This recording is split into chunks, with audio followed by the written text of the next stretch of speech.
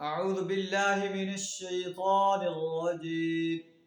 بسم الله الرحمن الرحيم.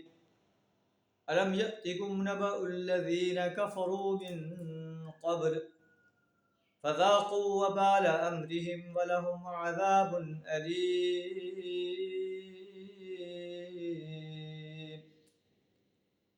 ذلك بأنه كانت تأتيهم رسلهم بالبينات فقالوا أبشر يهدوننا فكفروا وتولوا واستغنى الله والله غني حميد.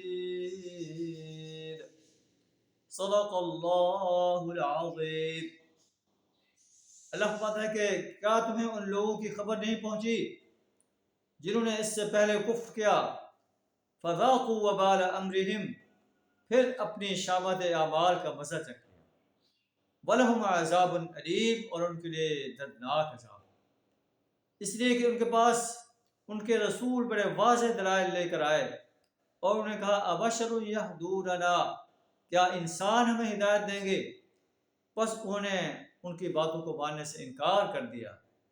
وَتَوَلَّوْا، منہ پھیر لیا. وَاسْتَغْنَى اللَّهُ، تب اللہ بھی ان سے بے پرواہ ہو گیا.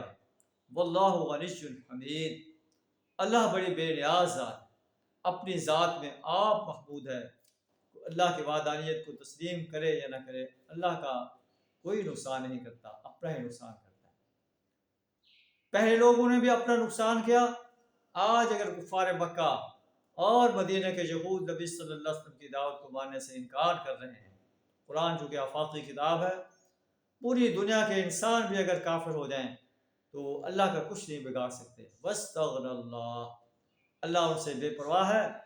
واللہ غنی حمید، اللہ غنی و حمید ہستی.